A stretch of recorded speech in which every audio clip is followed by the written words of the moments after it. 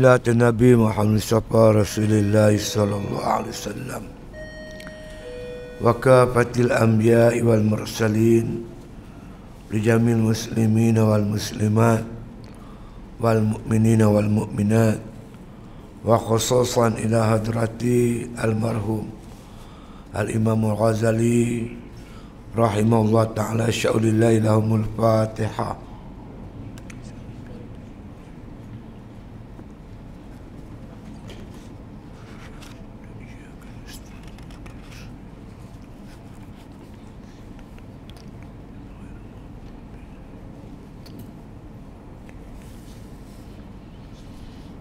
Bismillahirrahmanirrahim.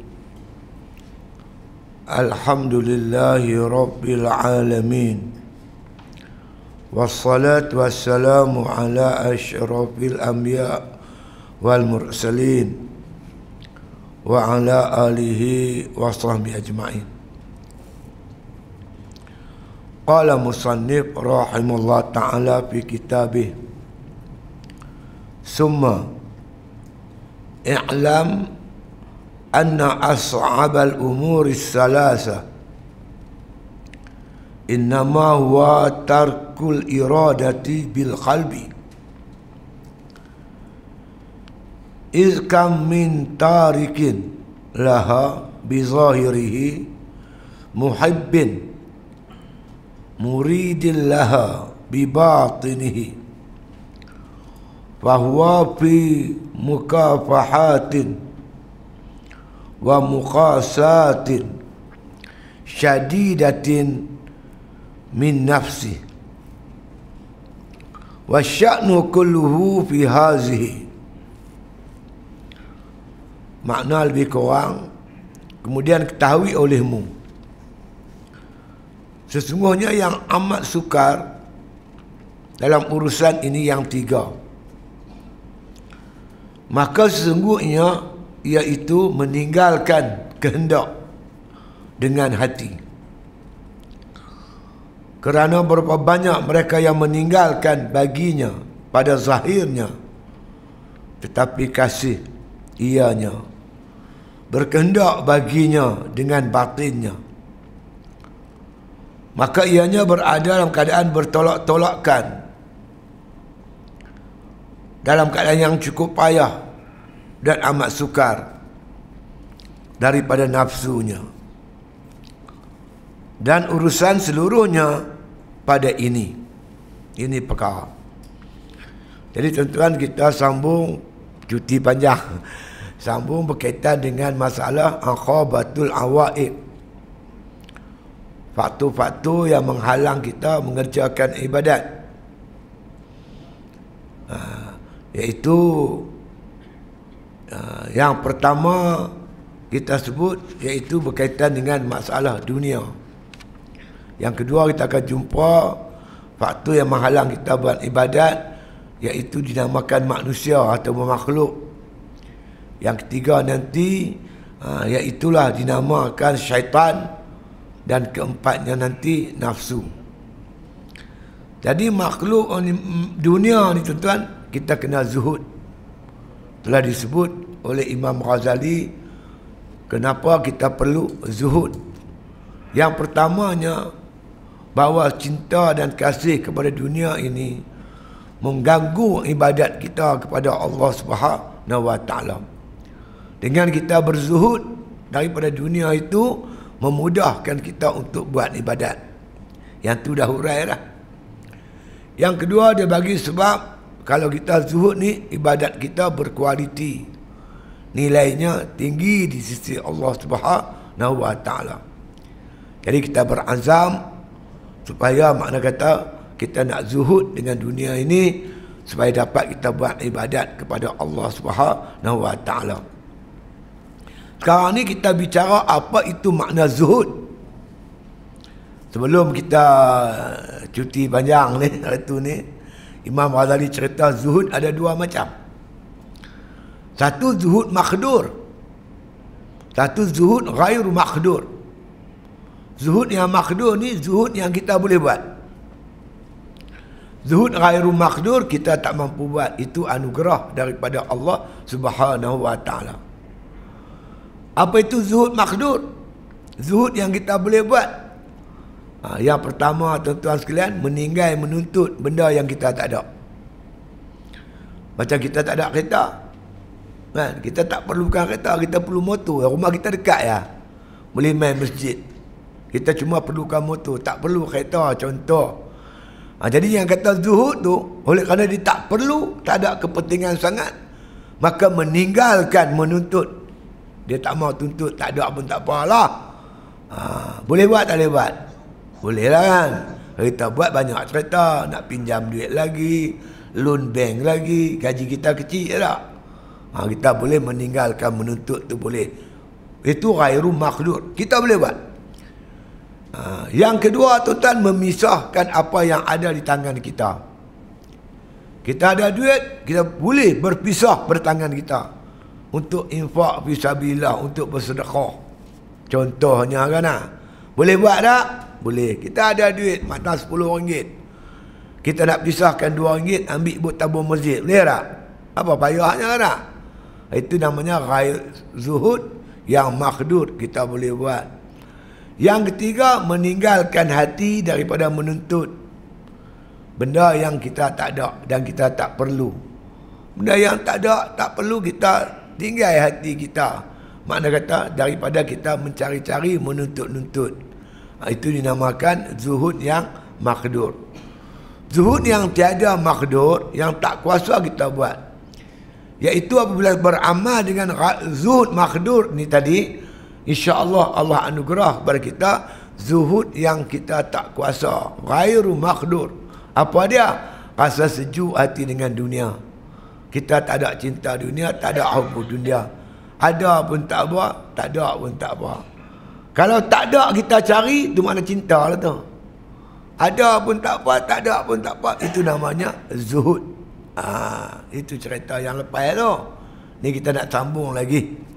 Bila kita ghostan sikit, bila nak lajak depan, baru kita boleh sambung lajak. Qala musannif rahimahullah ta'ala, kata Imam Ghazali, untuk penonton-tuan, kitab yang kita baca ni berumur 1000 tahun. Isi dia tu umur 1000 tahun. Bukan kitab tu, isi kandungan dia. 1000 tahun dah Imam Ghazali meninggalkan kita. Tapi kitabnya terus dibaca di masjid, surau, pondok-pondok, pusat pengajian dan sebagainya. Nah, insya-Allah.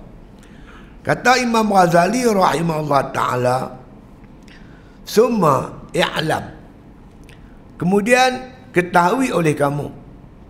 Siapa kamu tu? Orang nak mencari kemenangan akhirat. Orang nak cari kemenangan akhirat, dia mesti baca kitab tasawuf. Tak baca kitab tasawuf tak sampai. Dia kena mengaji kitab tasawuf. Ni ada ajak akhir ni ada ustaz Wahabi, dia kata ilmu tasawuf ni ilmu ayat acak. Saya ulang lagi sekali, dia kata ilmu tasawuf ni tak ambil di mana, dia kata. Ni ilmu kotor macam ayat acak, dia kata. Aduh, sombongnya. Tuan-tuan, ilmu tasawuf ni salah satu ilmu agama Islam yang masuk dalam ilmu fardu ain. Talabul ilmi faridatun ala kulli muslim. Menuntut ilmu tu fardu atas orang Islam. Ilmu apa yang kata fardu tu? Fardu ain yang wajib tuntut. Pertama usuluddin, kedua ilmu fiqh, ketiga ilmu tasawuf. Dia berkata zaman Nabi tak ada pun ilmu usuluddin. Pula ada. Tuan, satu hari ni Sahih Bukhari dan juga Muslim meriwayatkan potong hadis daripada Sayyidina Umar Al-Khattab radhiyallahu an. Bagaimana satu hari tuan-tuan sekalian, Jibril datang jumpa Nabi SAW. Jibril merupai seorang laki-laki. Kata Sayyidina Umar, laki-laki ni rambutnya bersikat rapi, pakaiannya kemas putih melepak, tidak ada tanda-tanda permusafiran. Nak kata orang tempatan, sahabat semua tak kenal. Tak ada yang kenal orang ni. Nak kata dia ni orang luar, musafir, tak ada tanda-tanda musafir. Sebab rambut dia kemas, baju dia elok, putih melepak, tak ada comot-comot. Nak kata orang luar, kami tak kenal. Nak kata orang luar, tak ada tanda musafir. Nak kata orang tempatan, kami tak kenal dia. Dia terus duduk tepi Nabi. Dia kata, ya Muhammad, akhbirni anil iman. Muhammad, habaq aku iman tu apa? Nabi kata, al-imanu antuk minabillah wa malaikati wa kutubi wa rusuli, sampai habis hadis. Bila Nabi sebut tu, dia kata apa? Sadaqta, betul kau Muhammad. Lepas tu ditanya lagi, akhbirni anil Islam. Habaq ke aku apa itu Islam. Nabi kata, al-islamu anta syahada an la ilaha illallah wa anna Muhammad Rasulullah, sampai hadis-hadis, sampai habis hadis. Dia kata lagi sekali, sadaqta, betul kau Muhammad. Lepas tu dia tanya lagi Nabi, ya Muhammad, fa akhbirni anil ihsan. Habaq ke aku apa itu ihsan. Nabi kata, al-ihsanu an ta'budallaha ka'annaka tarahu fa illam takun tarahu wa innahu yaraka. Kata Nabi SAW, yang dikatakan ihsan itu bahawa engkau menyembah Allah, beribadat kepada Allah seolah-olah engkau melihat Allah. Kalau engkau tidak melihat Allah, ingat yang Allah tu melihat engkau. Jibril tanya Nabi, iman, Islam, ihsan. Maka sahabat kata, inilah dia namakan rukun agama. Rukun agama itulah, ataupun disebut juga kesempurnaan agama. Dalam kitab Faridatul Faraid disebut sebagai kesempurnaan agama. Agama tak sempurna, melainkan tiga ni: iman, Islam, ihsan. Nak ada iman, mengaji ilmu apa? Ilmu tauhid, ilmu suludin. Bicara pasal iman, ma'rifatullah. Islam, sembahyang, puasa, zakat, haji. Nak belajar ilmu apa? Ilmu fiqh. Yang ketiga, kesempurnaan agama ialah engkau beribadat seolah-olah engkau melihat Allah. Ini namanya musyahadah. Kalau kamu tak melihat Allah, kata Nabi, ingat Allah melihat kamu. Perasaan hati yang Allah ada tengok kita namanya muraqabah. Muraqabah dan musyahadah, tak ada ilmu yang ajak, tuan-tuan, melainkan ilmu tasawuf. Jadi tiga ilmu ni fardu ain. Macam mana kata ilmu ayat acak? Saya pun pelik, tuan. Walaupun zaman Nabi tak ada ilmu tasawuf, tapi semua sifat-sifat kesufian semua ada kat Nabi. Semua ada kat sahabat Nabi. Antara sifat-sifat makna kata kesufian, sabar, redha, syukur, zuhud, semua ada kat Nabi. Ada kat sahabat-sahabat Nabi. Penyakit-penyakit hubu dunia, hubu riasa, tamak, halabah, hasad, dengki, tak ada kat Nabi. Sifat-sifat ni dibicara dalam ilmu tasawuf. Tuan-tuan jangan terpengaruh dengan puak-puak Wahabi ni. Cukup jahatlah tuan-tuan yang kali ni. Nak merosakkan apa yang telah dibina ulama berkurun-kurun lamanya. Beribu-ribu tahun ulama dah bina. Tulis kitab susun cantik dah. Mereka main nak koyak rabak, merosakkan ilmu-ilmu ulama-ulama terdahulu. Jahat tuan-tuan. Sambung kita bab zuhud ni. Kata Imam Ghazali rahimahullah ta'ala, summa i'lam, kemudian ketahui olehmu, anna as'abal umuri salasa, sesungguhnya yang sukar dalam urusan zuhud ni tiga perkara. Perkara yang tiga tu, ada tiga tadi kan. Pertamanya, makna kata nak zuhud ni, kita kena makna kata jangan menuntut apa yang tak ada. Satu. Yang kedua, menceraikan pada yang ada. Dua. Dan yang ketiga tu, hati tu. Hati tu jangan menuntut benda yang kita tak ada. Perasaan hati tu. Yang ni yang dikatakan susah. Ramai orang tuan-tuan sekalian, walaupun dia miskin, tapi hati dia berhajat kepada dunia. Banyak orang tuan-tuan sekalian, dia tak ada jawatan, tapi dia teringin jawatan. Ada orang dia tak nak jawatan, dia nak jawatan, gila jawatan, hubur jasa. Ada orang tak ada duit, makna kata dia nak duit. Ada orang pula ada duit, tak cukup-cukup. Pencil pun dah berapa juta dah, pencil berapa ribu dah, puluh ribu. Kata dah berlambak, dia nak lagi tanah 100 ribu, 1 juta, 100 juta. Tuan-tuan boleh fikir. Manusia ni tuan-tuan, kalau bagi dia tuan-tuan 1 bukit emas, dia nak 2 bukit emas. Ada 2 bukit emas, dia nak 3 bukit emas. Tamak haloba tu ada duduk dalam hati. Kenapa? Cinta dunia. Nabi kata, hubbud dunya ra'su kulli khati'ah. Cinta dunia itu ibu segala kejahatan. Berebut manusia tuan-tuan untuk dapatkan harta benda dunia ni. Sedangkan dunia dia akan tinggal. Dia lupa hakikat dunia. Dunia tuan-tuan sementara. Akhirat yang kekal abadi. Dunia kita akan tinggal lah tuan-tuan. Akan sampai satu masa mana kita tuan-tuan akan rugi, rasa teramat rugi.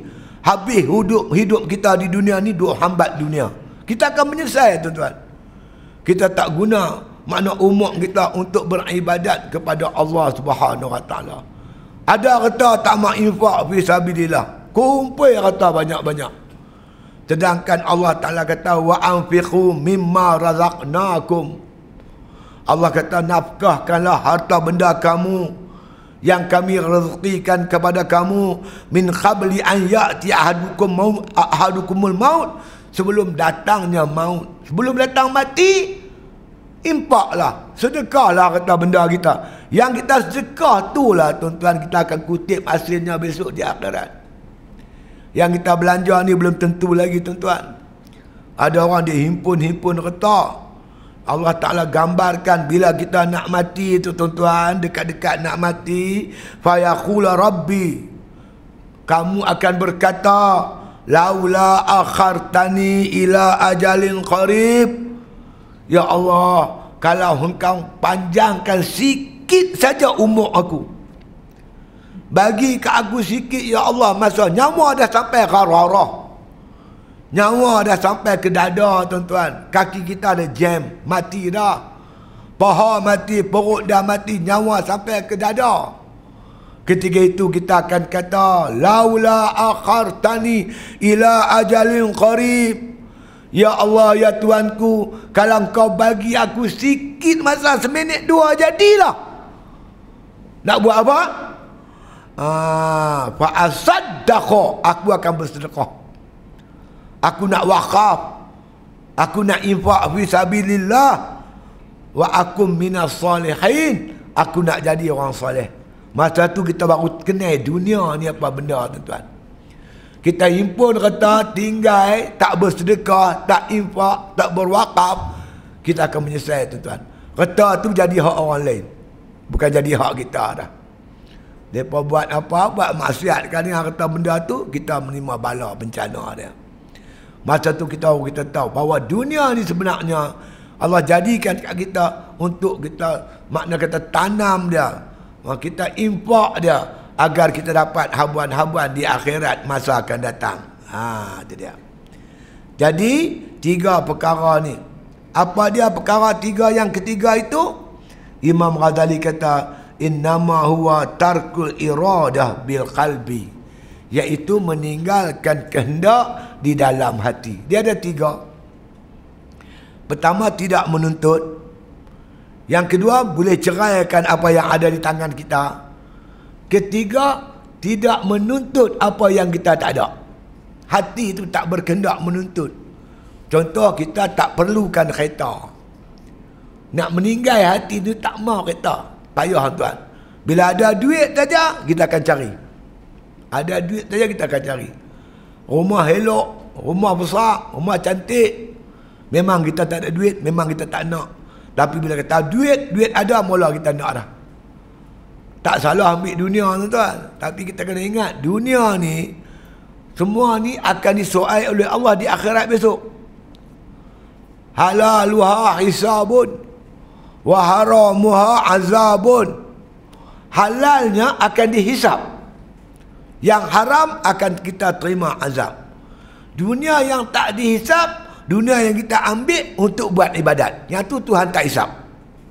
Tuan-tuan beli pakaian, pakai tutup aurat, tak dihisap. Tuan-tuan beli pakaian untuk beribadat, tak dihisap. Tuan-tuan beli motosikal, nak ulang alik daripada rumah, main masjid, senang buat ibadat. Yang tu tak dihisap. Kalau kita ambil dunia yang halal dengan tujuan bersedap-sedap, bermewah-mewah, berseronok-seronok, Allah akan hisap besok di akhirat, tuan-tuan. Tuhan akan hisap. Orang kata, tak apa hisap. Jangan duk tak apa. Saya, tuan-tuan, pengalaman. Saya kena ISA. Diinterrogate oleh Special Branch. Diinterrogate saya sehari, tuan-tuan. Saya tak lena 2 minggu. 2 minggu tidur tak lena. Dia tanya yang ni, tanya yang ni, tekan yang ni, tekan sini. Makan pun tak lalu, tidur pun tak lena. Itu baru manusia interrogate. Tuan-tuan bayang kalau Allah interrogate. Ambil duit mana? Ataupun ambil pada yayasan akal budi ke apa ke? Dia tanya habis. Duit tu guna untuk apa? Kalau untuk ibadat, Allah tak apa. Kalau guna untuk bersedap-sedap, bersonok-sonok, berlazat-lazat, ini semua akan dihisap oleh Allah Subhanahu Wa Taala di padang mahsyar. Tertahan begitu lama, tuan-tuan. Masa tu kita akan kata, kalau aku miskin dulu di dunia alangkah baiknya. Orang miskin makan cukup-cukup makan untuk buat ibadat. Ada pakaian cukup pakai untuk tutup aurat. Ada rumah kadar-kadar ala kadar untuk berlindung panas dan hujan. Orang yang miskin inilah yang paling menguntung besok di akhirat. Orang kaya, tuan-tuan, banyak kira bicara dia, banyak, tuan. Banyak kira bicara. Masa tu baru kita tahu, kalau aku jadi orang miskin di dunia dulu alangkah baiknya. Kecuali kalau kita ada harta, ada kekayaan, duit ringgit, kita guna untuk jihad fi sabilillah. Bersedekah, berkorban, infak sana, infak sini, tolong sana, bantu sini, insya-Allah. Maka harta kita akan dapat bantu kita besok di akhirat. Ya. Jadi kata Imam Ghazali, yang sukarnya yang ketiga tadi. Nak meninggalkan kehendak kita daripada nakkan dunia. Yang ni yang payah. Izkam min tarikillah. Berapa banyak daripada mereka yang meninggalkan dunia tu. Bizahirihi. Dengan zahirnya. Tapi muhibbin, hatinya kasih kepada dunia. Berapa banyak orang pada zahir kita tengok dia tak hambat dunia, tapi hati masih ada cinta kepada keduniaan. Nak dunia tu. Dunia ni cantik, tuan. Nabi SAW, tuan-tuan, pada malam Mi'raj, dia dengar satu panggilan ketika baginda dalam perjalanan.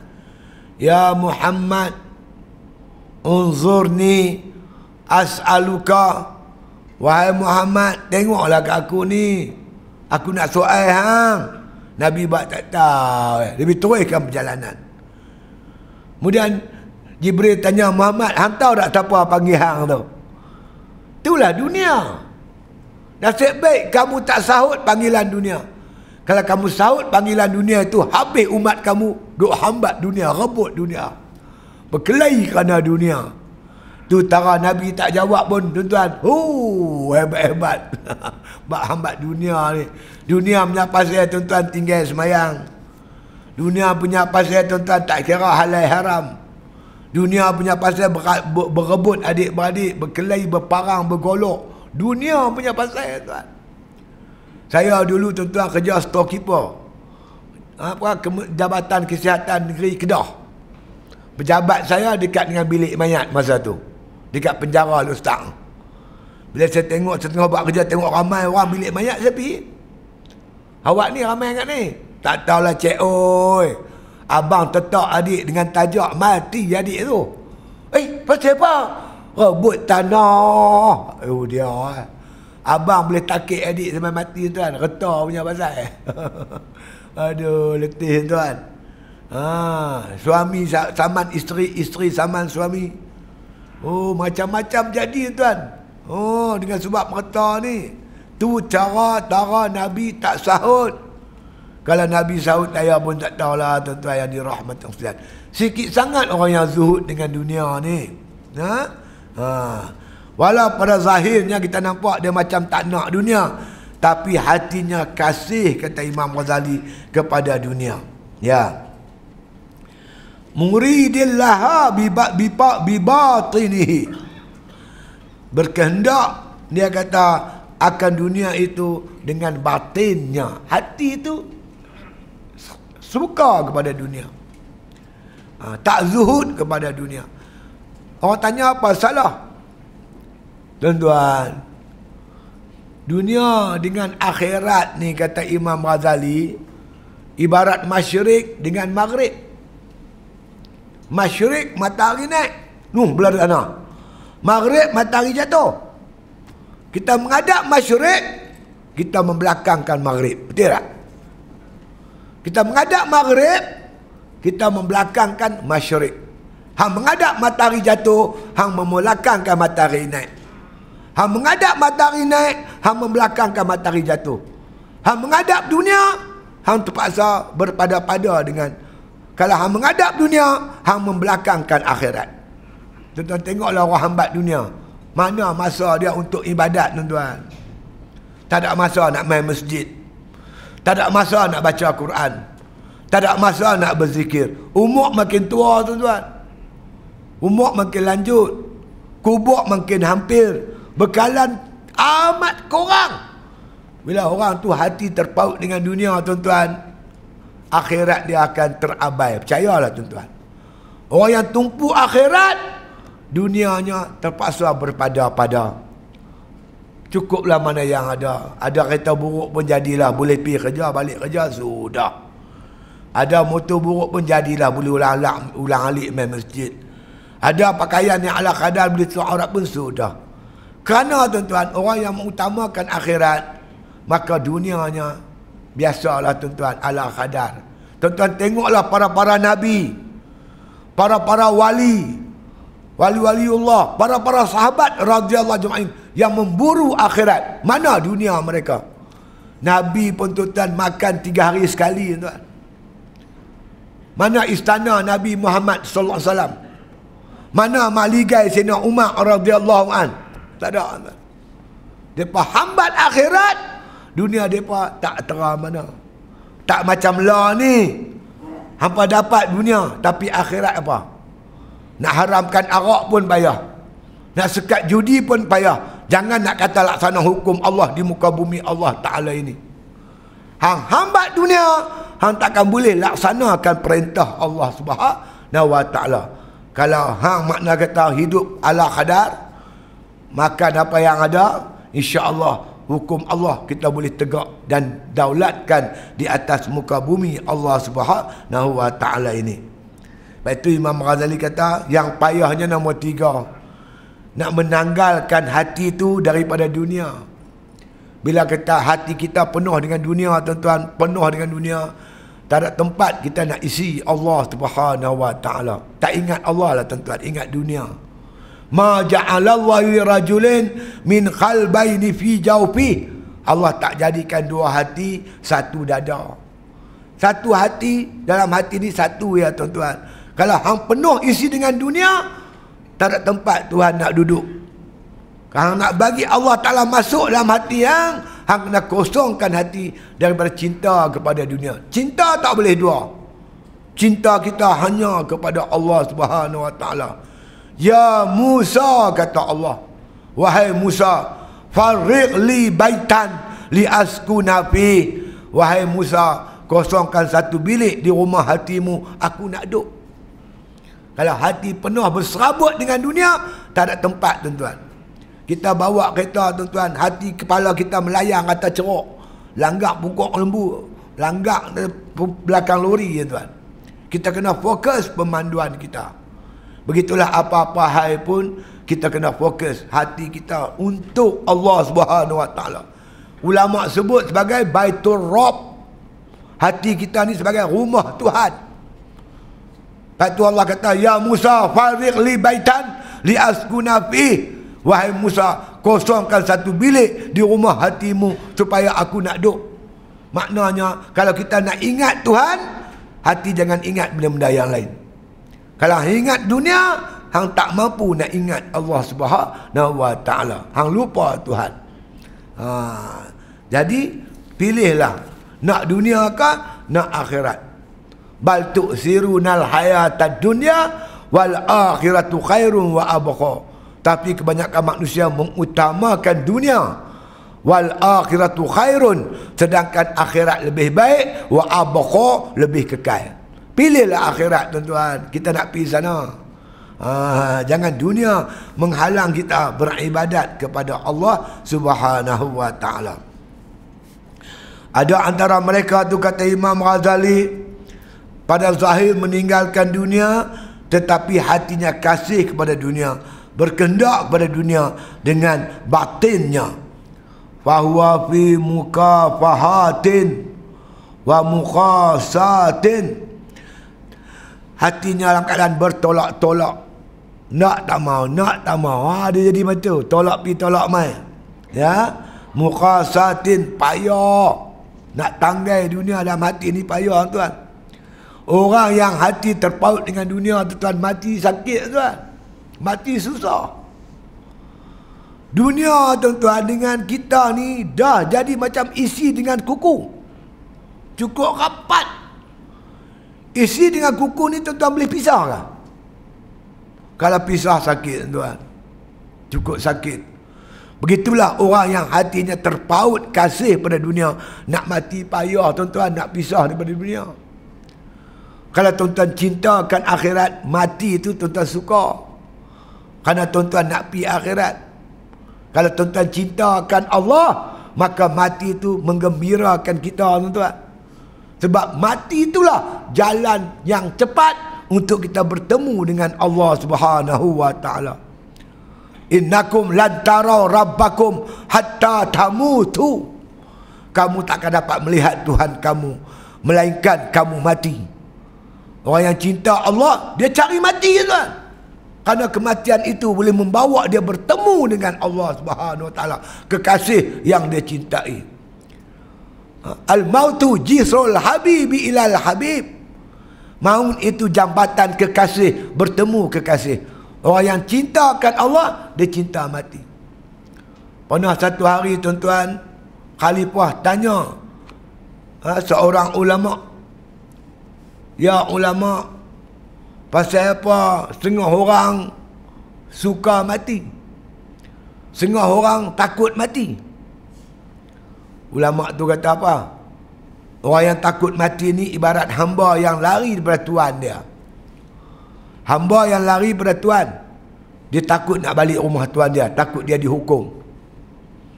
Begitulah ibarat tuan-tuan sekalian, orang yang lari daripada Allah Ta'ala, menderhakai Allah, dia memang takut nak mati.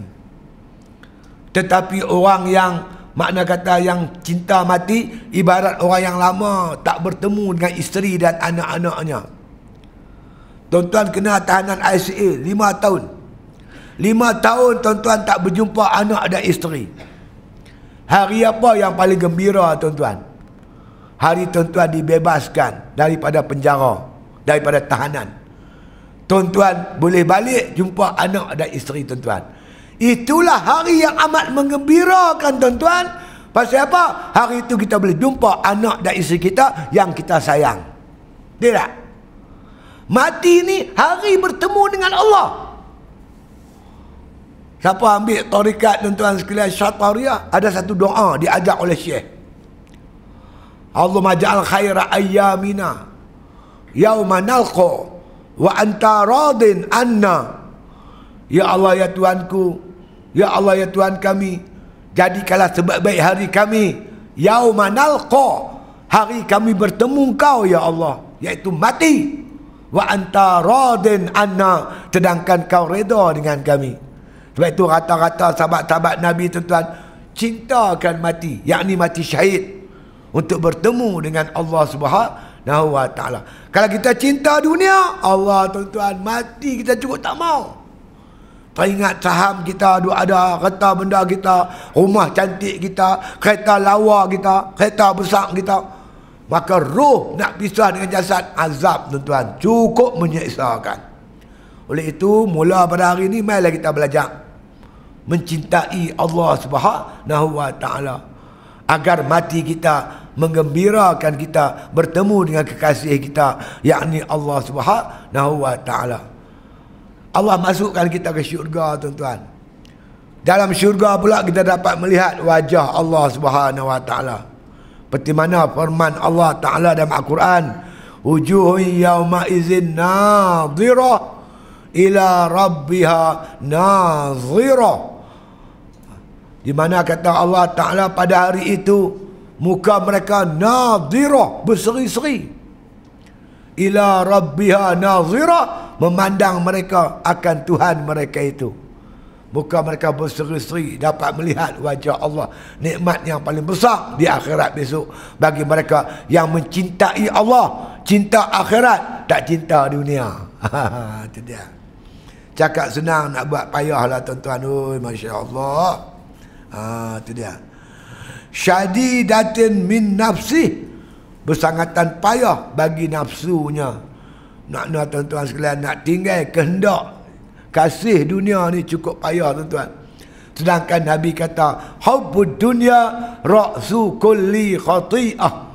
Cinta dunia ibu segala kejahatan. Tuan-tuan, sebut apa saja kejahatan di muka bumi ni berpunca daripada cinta dunia. Cinta dunia hasad dengki, cinta dunia berkelahi, cinta dunia pijak kepala orang, cinta dunia tomak. Tuan-tuan, sebut apa kejahatan yang berlaku terhadap manusia ni, semuanya berpunca daripada cinta dunia.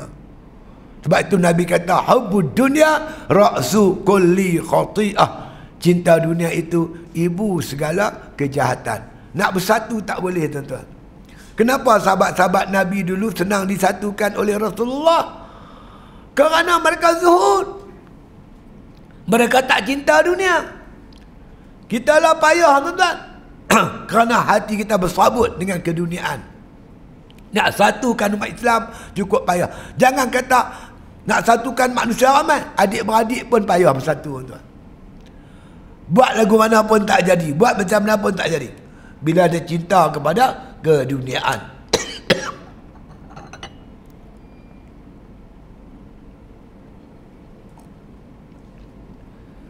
Kalau masing-masing zuhud, insya-Allah mudah. Mudah macam Rasulullah satukan Aus dan Khazraj.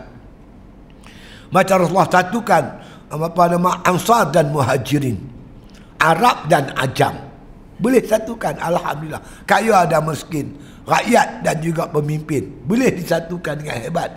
Ada masing-masing zuhud, mencari kelebihan akhirat, cinta akan Allah Ta'ala. Kita ni cinta dunia payah tuan, cukup payah. Qala musannif rahimahullah ta'ala, wa sya'nu kulluhu fi hazihi, kata Imam Ghazali. Segala kelakuan cerita bab zuhud ni tumpu pada ni lah, pada hati. Zuhud ni soal hati, bukan soal amalan zahir. Kan? Mungkin orang kata zuhud apa kereta besar. Kalau dia perlu kereta besar, macam saya tuan-tuan bayang kalau pakai kancing, nak bawa kicap lah, sos lah, segala macam-macam, apa macam-macam serba untuk nenek, apa telur masin lah, pakai kancing 2 hari randam. Terpaksa pakai kereta besar. Pokoknya di hati. Hati kita tu, kita ambil dunia. Wallazi khalaqalakum ma fil ardi jami'a. Dia Allah yang menjadikan apa yang ada di dunia ni untuk kamu. Kamu ambil dunia buat ibadat. Yang tak boleh, cinta dunia tu tak boleh. Cinta dunia tak boleh. Ambil dunia buat ibadat tu tak apa. Kena faham gitu pula. Kan? Kita macam mana nak berjuang? Kan? Wa'idlahu mastata'tum min quwwah wa min ribatil khair. Allah kata buat persiapan untuk berperang. Apa persiapan itu? Wa min ribatil khair, di mana kuda-kuda. Makna kata kuda-kuda tertambat. Persiapan umat dulu kuda. Lah ni kereta lah. Oh, saya main mengajak pakai kuda, tuan-tuan berdin. Kok mana ustaz ni naik kuda pula? Dah malah kereta, kenderaan, pacuan. Kalau kita perlukan, makna kata kalau kita setakat pergi rumah balik rumah, tak apa pakai kancing pun cukup.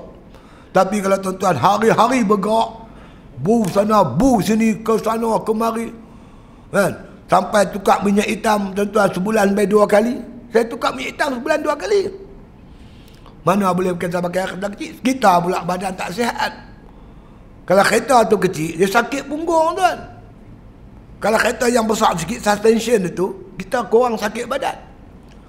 Jadi kita perlukan kenderaan-kenderaan bukanlah nak bermewah, untuk memerlukan makna persiapan kita untuk menyampaikan dakwah. Pokoknya hati. Hati hang ambil benda ni nak menunjuk-nunjuk ke, atau nak guna untuk beribadat, untuk perjuangan Islam? Itu soalan dia. Itu cerita dia macam tu. Setengah orang kata zuhud ni miskin. Oh, kalau semua lagu tu, habislah kita, tuan-tuan.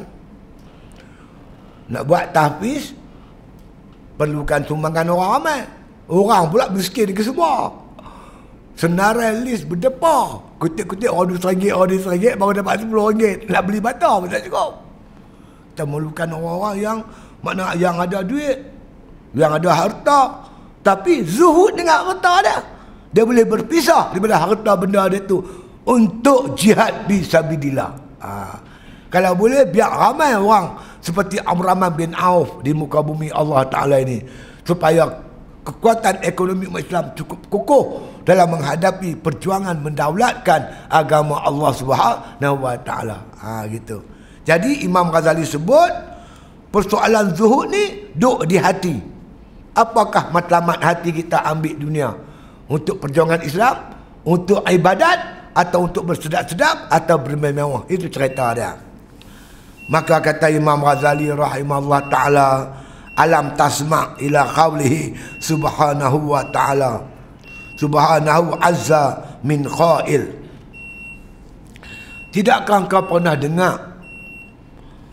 Dia panggil ayat ni, tuan-tuan, dia panggil istifham takriri. Ada satu lagi istifham ingkari. Takriri ni, kita buat satu soalan, tapi soalan dia tu, dalam tu ada jawapan dah siap, ya. Macam seorang bapa tanya anak dia, "Mat, aku ni bukan pak hang lah." Nak suruh anak dia jawab ke? "Ya, engkau bapa aku." Begitu. Tapi dalam soalan tu ada jawapan siap, ya. Itu istifham takriri.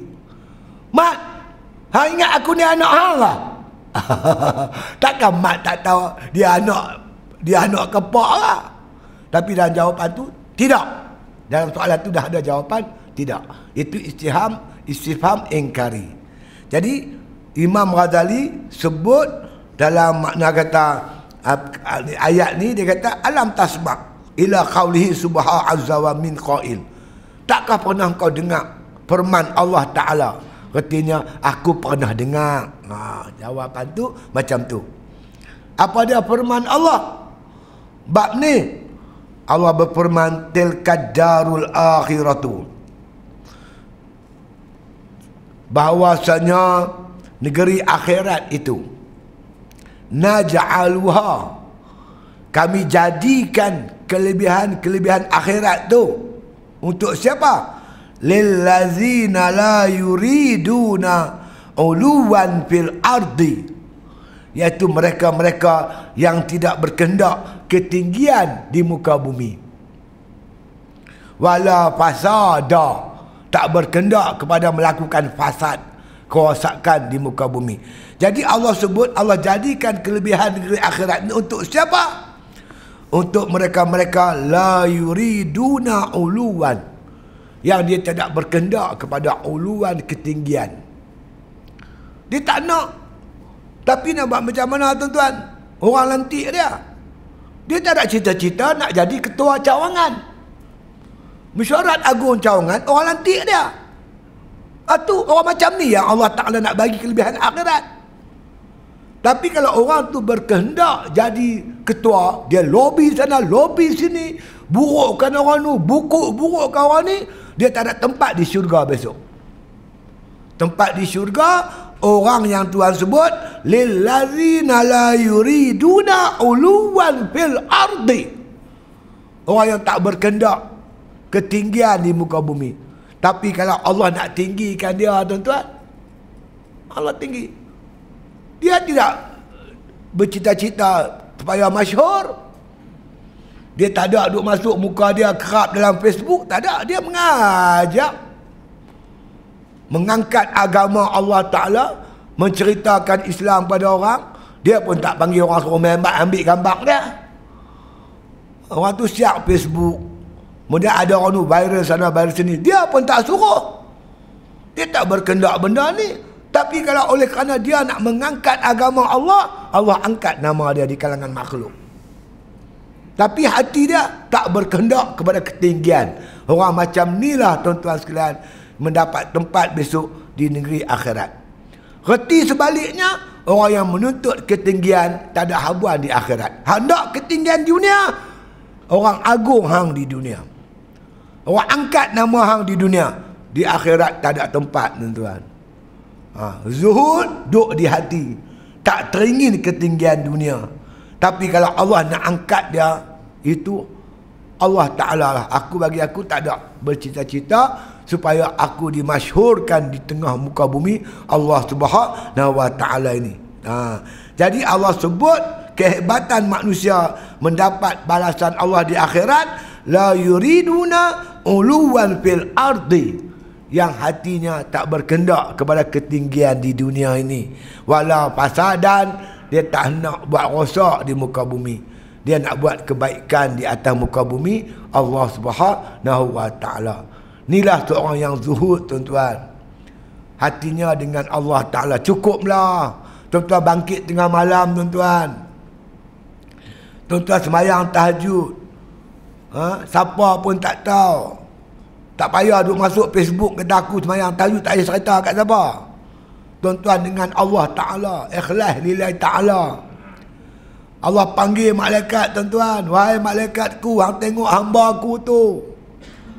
Dia bangkit tengah malam, dia tinggal tempat tidur, dia tinggal bantai, dia tinggal selimut kerana aku. Allah puji kita depan malaikat. Cukup tak cukup? Bagi orang beriman dah cukup dah. Allah puji aku. Aku tak perlu lagi pujian-pujian manusia. Kita bukan mencari pujian manusia. Hasbi Rabbi Jallallah ma fi qalbi ghairullah. Cukup bagi aku Allah Ta'ala. Tak ada dalam hati kami melainkan Allah. Kami cuma nak keredaan Allah, kasih sayang Allah. Yang tu yang kita cari. Kita bukan mencari habuan-habuan dunia. Tapi Tok Guru saya kata, orang yang zuhud, dunia hambat dia. Kalau dia hambat dunia, dunia dia lari daripada dia. Dunia ni Tok Guru saya kata macam lembu liak. Lembu liak ni kalau hambat dia, dia lari tercacak ekor naik bukit, mampu. Kalau hambat tak peduli, dia stodai pukul. Dunia dia ni macam tu. Hang hambat dia, dia lari mampu, tak dapat. Tapi hambat tak peduli, dia baca riak. Sahabat-sahabat tuan-tuan, dia rebut akhirat, Allah bagi dunia. 3/4 dunia jatuh di bawah telapak kaki para sahabat radhiyallahu ajma'in. Tuan-tuan tengok rata-rata sahabat, semua zuhud mereka itu. Jadi kita tuan-tuan nak balik kepada kebenaran Islam, jauhkan di hati dia jauh bahawa sifat cintakan dunia. Cintakan dunia ni rosak perpaduan, tuan-tuan. Rosak hidup kita. Adik-beradik pun berkelahi. Kalau adik-beradik berkelahi, apatah lagi tuan-tuan yang sebangsa dan seagama, lagi bergaduh, lagi berkelahi. Mari kita amalkan sifat zuhud. InsyaAllah, mudah-mudahan. Itu dia. Qala musannif rahimahullah ta'ala, kita sambung lagi ni, alaqal hukmu binaf'il iradah. Makna diikat, digantung hukum tu dengan menafikan kehendak. Tuan-tuan tanda tang tu siapa ada kitab. Jadi malam ni tuan-tuan, kita nak buat satu, kita panggil macam gimmick lah. Menyokong apa nama Menteri Besar Kedah. Kena sokong pun, tambah kita mengaji ni. Kita kena tahu tuan-tuan, kita kena tahu bahawasanya sifat umat Islam yang paling penting. Apa sifat umat Islam ni? Allah sebut dan ambil dua ayat Quran. Ayat yang pertama Allah sebut kuntum khaira ummatin ukhrijat linnas. Kamu umat yang terbaik yang pernah Allah angkat di muka bumi. Kenapa? Ta'muruna bil ma'ruf wa tanhauna 'anil munkar wa tu'minuna billah. Kerana kamu menegakkan ma'ruf dan kamu mencegah mungkar dan kamu beriman kepada Allah Ta'ala. Apa itu mungkar, tuan-tuan? Mungkar ni maksiat yang dibuat terang-terang, itu jadi mungkar. Tuan-tuan sekalian, minum arak maksiat. Kalau minum terang-terang, itu jadi mungkar. Mungkar ni yang wajib diengkar. Kita berjudi dua orang, siapa tak tahu, itu maksiat. Tapi kalau sampai naik sepanduk 4 ekor, 5 ekor, 10 ekor, terang-terang orang berbaris berjudi, itu dah jadi mungkar. Bila sebut mungkar, mesti ditegur. Nabi kata man ra'a minkum munkara falyughayyirhu biyadihi. Siapa tengok mungkar, dia kena tegar dengan tangan, dengan kuasa. Jadi kita ada kuasa di negeri Kedah, mesti guna kuasa cegah mungkar. Kalau tak cegah, bala Allah akan turun kat kita nanti. Masya Allah. Yang kedua, dalam surah At-Taubah Allah sebut, tuan-tuan, wal mu'minuna wal mu'minat ba'duhum awliya'u ba'd ya'muruna bil ma'ruf wa yanhauna 'anil munkar. Orang beriman laki-laki dan beriman perempuan, mereka bertolong-tolong ke arah menegakkan ma'ruf dan mencegah kemungkaran. Arak, judi, dosa besar. Dah berapa lama, 60 tahun lebih lah kita merdeka. Secara terang-terang mungkar ini dilakukan. Alhamdulillah, dengan sikit kuasa yang Allah bagi pada kita ni, kita nak guna mencegah mungkar. Tuan-tuan bayangkan kalau sebuah rumah tangga, suami dia kaki judi, suami dia kaki mabuk, tuan-tuan boleh bayang tak rumah tangga dia macam mana? Pendidikan anak dia macam mana? Anak dia akan jadi huru-hara, tuan-tuan, pendidikan tak dapat. Anak dia akan jadi sampah masyarakat, akan menimbulkan masalah dalam masyarakat. Jadi kerajaan negeri Kedah, tuan-tuan, nak hapus benda ni untuk menyelamatkan bukan setakat rumah tangga orang Islam, rumah tangga orang bukan Islam pun serupa juga. Jadi kita orang yang menuntut ilmu, yang mengaji, yang jadi ahli jemaah masjid, berkewajipan dengan tegas kita nyatakan sokongan kita kepada Menteri Besar Kedah. Boleh? InsyaAllah. Jangan biar dia happy melampau sangat sama negeri Kedah. Oh, pasal kita mengharamkan apa diharam oleh Allah Ta'ala. Jadi kita kena tunjuk kekuatan kita. Kerana di negeri Kedah ni orang Islam lebih ramai, jauh lebih ramai daripada orang bukan Islam. Tunjuk kuasa kita, tuan-tuan. Sokongan kita yang padu. Kalau boleh lepas ni, pintu pagar-pagar masjid gantung.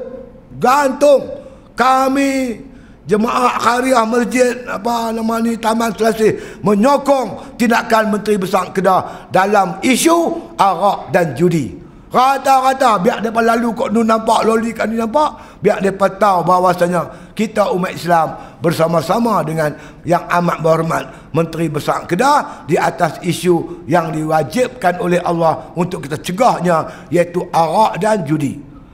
Jadi di Kelantan dah buat dah, Terengganu dah buat, insya-Allah. Maka kita di Kedah pula kita akan buat, insya-Allah. Jadi insya-Allah dengan pertolongan Allah Subhanahu Wa Taala, kita yakin bahawasanya kita tunjukkan bukti keikhlasan kita melaksanakan perintah Allah. Mudah-mudahan pilihan raya yang akan datang, terdekat akan datang ni, Allah buka pintu hati umat Islam untuk memberi undi kepada Parti Islam Malaysia PAS untuk mendaulatkan syariat Allah di bumi Kedah tercinta ini, insya-Allah.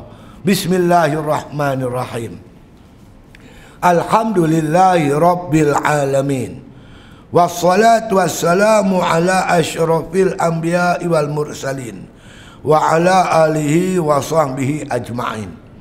Allahumma ahsin akhibatana fil umuri kulliha wa ajirna min khizyid dunya wa azabil akhirah Allahumma la tusallit alaina bizunubina man la yakhafuka wa la yarhamuna. Allahumma ij'al khaira ayyamina yawma nalqa wa anta radin anna waqtim bis salihati a'malana tawaffana muslimin wa alhiqna bis salihin. Wa sallallahu ala khairi khalqi Muhammadin wa ala alihi wa sahbihi sallam walhamdulillahi bil alamin. Takbir.